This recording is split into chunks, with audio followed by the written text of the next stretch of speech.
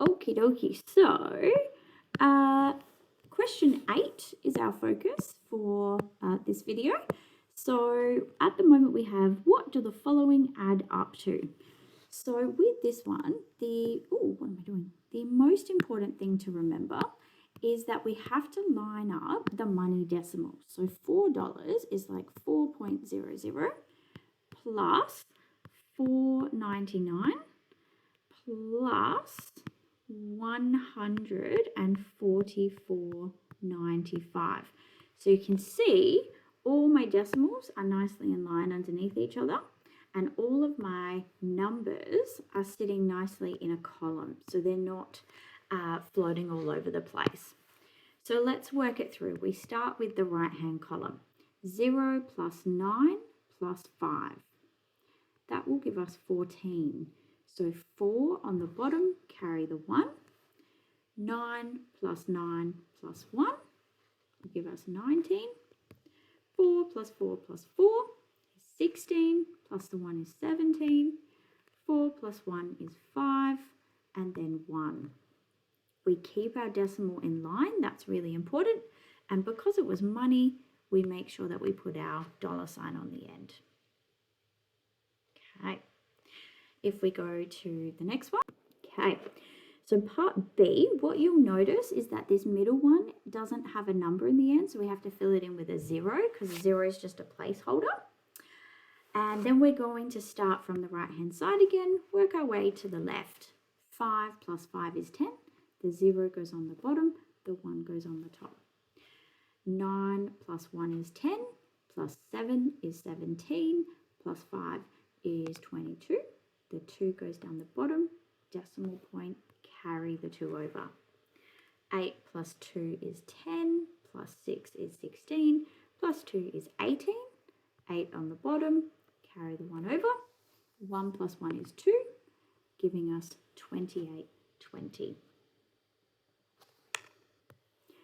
Okay, C, 650 millimeters plus 1800 millimeters plus 2290 millimeters. We put that all together. 0 plus 0 plus 0 is 0. 5 plus 9 is 14.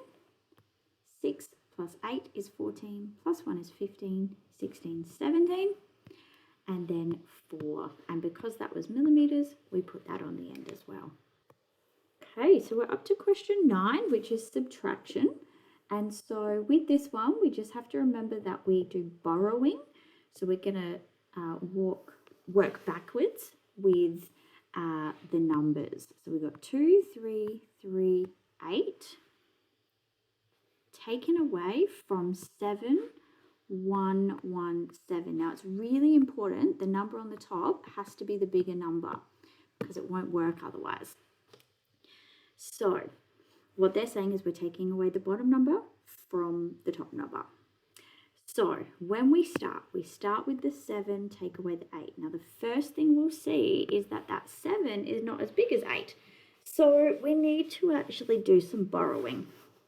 So I'm going to go over to the 1.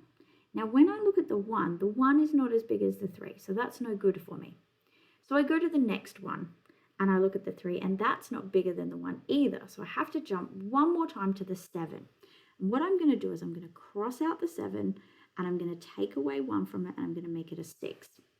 Then what I'm going to do is I'm going to drop it back into the next column. I can't skip columns. So I borrowed 1, which now makes this 11. The thing with 11, though, is that I still need all these other ones to have some. So I'm going to cross that out and make it a 10. And I'm going to take that 1 that I took away here, I'm going to drop it over. And then I'm going to repeat that same process. I've got 11 here, but I still need 1 for over this column. So I'm going to take 1 away, which will make it a 10, and I'm going to drop it off at the 17. Now I finally have enough for 17 take away 8. So if I think 17 take away 8, so we're going to have 9 left over, and I'm going to be able to do that sum properly. Now I'm going to do 10 take away 3, which is going to give me 7. And then I'm going to do 10 take away 3 again, which is going to give me 7.